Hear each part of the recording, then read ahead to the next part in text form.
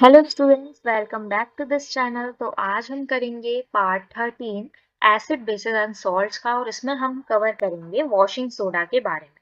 ठीक है, washing soda क्या होता है, कैसे इसकी फॉर्मेशन होती है, ये सारी चीजें अब हम इसमें सीखेंगे। तो जो आपका वॉशिंग सोडा है वो आपका सोडियम क्लोराइड से ही फॉर्म्ड होता है, ऑब्टेन होता है। ठीक है, और जो वॉशिंग सोडा का फॉर्मूला है वो है Na2CO3.H2O। ठीक है, तो जैसा कि आप ये लोग जानते हैं, आप लोग, कि जो बेकिंग सोडा है उसको हीट करने से हमें एक चीज की फॉर्मेशन मिली थी, जो कि था आपका सोडियम कार्बोनेट। ठीक है, यहाँ पर ये क्वेश्चन आपको याद है कि जब हमने सोडियम हाइड्रोजन कार्बोनेट को हीट किया था, जो कि आपका बेकिंग पाउडर है। ठीक है, तो इसको हीट करने से आपको सोडियम कार्बोनेट मिला था, और यही जो सोडियम कार्बोनेट है, ठीक है, इसकी जब रिक्रिस्टलाइजेशन होता है इसका सोडियम कार्बोनेट का, तब आपको वॉशिंग सोडा देखने को मिलता है। ठीक है, और ये जो वॉशिंग सोडा है आपका, ठीक है, ये बेसिक नेचर का आपको देखने को मिलता है। तो क्या हुआ है इस रिएक्शन के अंदर, इस रिएक्शन के अंदर हमने सोडियम कार्बोनेट लिया है, ठीक है, एंड 10 मॉलिक्यूल आपने वाटर के लिए हैं। तो जब आप 10 मॉलिक्यूल वाटर के लेंगे तब आपको जो फॉर्मेशन देखने को मिलेगी, ठीक है, ये फॉर्मेशन होगी आपकी वॉशिंग सोडा की। ठीक है, और ये जो 10 मॉलिक्यूल हैं वाटर के, वो यहाँ पर क्या शो करते हैं, क्या जो आपका Na2CO3 है वो वेट नेचर का आपको देखने को मिलेगा। तो इन सारे सेक्शंस को, ठीक है, इन सारे क्वेश्चन को हम नेक्स्ट सेशन में कवर करेंगे। जो आपका सोडियम कार्बोनेट होता है और जो सोडियम हाइड्रोजन कार्बोनेट होता है, वो बहुत सारे केमिकल्स बनाने के लिए यूजफुल होता है इंडस्ट्रियल प्रोसेसेस के अंदर। ठीक है, अब जो वॉशिंग सोडा है, ठीक है, इसकी इक्वेशन आपको याद रखनी है कि किस इक्वेशन से आपका वॉशिंग सोडा प्रिपेयर हुआ है। अब इसके यूजेस को हम देखेंगे कि जो आपका वॉशिंग सोडा है वो कहाँ कहाँ यूज होता है। तो जो सोडियम कार्बोनेट है आपका, ठीक है, जो सोडियम कार्बोनेट है आपका, वॉशिंग सोडा जिसे हम कह रहे हैं, ये ग्लासेस बनाने के लिए, सोप बनाने के लिए, ठीक है, और पेपर इंडस्ट्रीज में भी इसको आपको यूज देखने को मिलेगा। सेकंड देखिए कि ये सोडियम के जितने भी कंपाउंड्स हैं, ठीक है, जैसे कि बोरेक्स वगैरह, इसके प्रिपरेशन के लिए, इसके मैन्युफैक्चर के लिए यूज होता है। ठीक है, जो सोडियम कार्बोनेट है उसका यूज आपका एज अ क्लीनिंग एजेंट भी यूज होता है। ठीक है, डोमेस्टिक पर्पस में जब हम क्लोथ्स को वॉश करते हैं तब वो वॉशिंग सोडा उसमें थोड़ा सा आपका मिक्स करा जाता है। ठीक है, तो ये आपका एक और चीज में यूज होता है, जो हार्डनेस होती है वाटर की उसको रिमूव करने के लिए भी आपका वॉशिंग सोडा यूज होता है। ठीक है, नेक्स्ट हम देखते हैं कि ये जो क्रिस्टल्स हैं सॉल्ट के, वो रियली ड्राई होते हैं या फिर वेट होते हैं।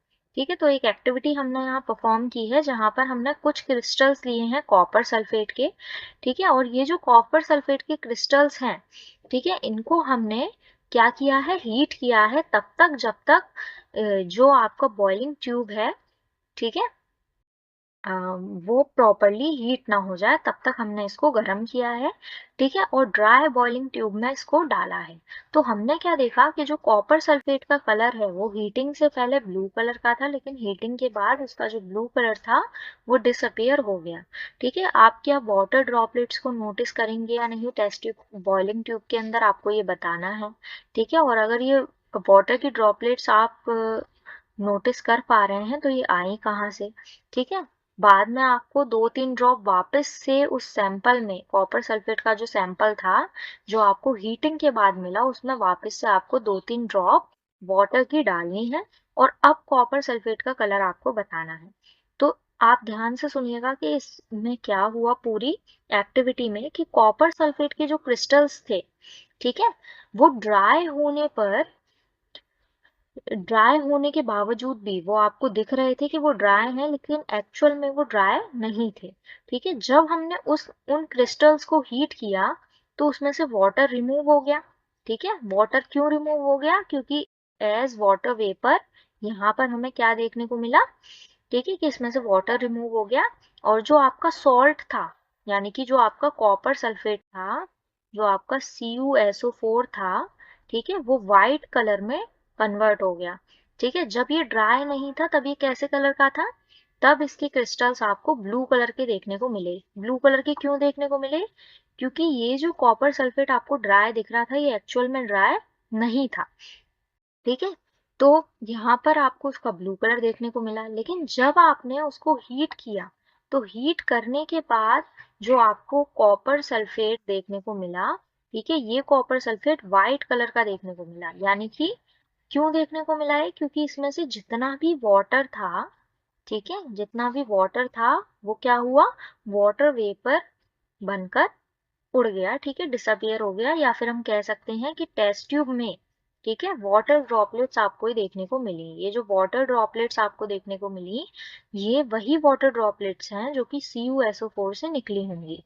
ठीक है, तो जब ये गीला था तब इसका ब्लू कलर देखने को मिला, और जब ये हीट हो गया और व्हाइट कलर में कन्वर्ट हो गया, ठीक है, तो यहाँ पर आपको वाटर की ड्रॉपलेट्स देखने को मिली। तो वाटर ऑफ क्रिस्टलाइजेशन जो है, वो fixed number of water molecules होते हैं जो कि किसी भी सॉल्ट में प्रेजेंट होते हैं। जैसे कि यहाँ पर भी वाटर के कुछ मॉलिक्यूल्स थे और ये फिक्स्ड नंबर के होते हैं। ठीक है, इसी को हम वाटर ऑफ क्रिस्टलाइजेशन कहते हैं।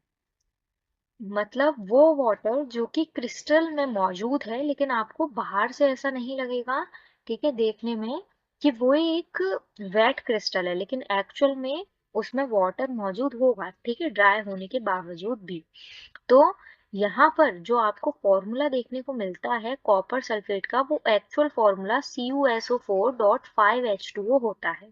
ठीक है, क्यों होता है? क्योंकि मैंने पहले ही बताया, इस टाइम पीरियड में, ठीक है, जब इसका फॉर्मूला Cu.SO4.5H2O है, तब आपको इसका कलर ब्लू देखने को मिलेगा। लेकिन जब ये 5 वाटर के मॉलिक्यूल्स वाटर वेपर बनकर उड़ जाएंगे, ठीक है, हीट करने पर, तब आपको इसका कलर कैसा देखने को मिलेगा? व्हाइट कलर देखने को मिलेगा। तो अब आप इस चीज का जवाब दे सकते हैं कि हमने जो ये वॉशिंग सोडा का फॉर्मूला पढ़ा था Na2CO3.10H2O, ये वेट है या ड्राई है? हाँ, तो आपको पता है कि इसके साथ कितने मॉलिक्यूल्स जुड़े हैं? 10 मॉलिक्यूल्स जुड़े हैं वाटर के। तो ये वेट ही होगा, लेकिन दिखेगा कैसा आपको? ड्राई दिखेगा। ठीक है, तो ये आपको याद रखना है।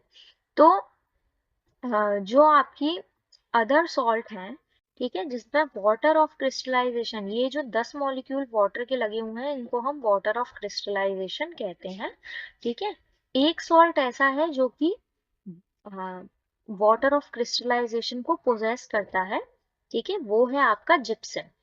ठीक है, इसमें भी आपको वाटर के मॉलिक्यूल्स देखने को मिलते हैं।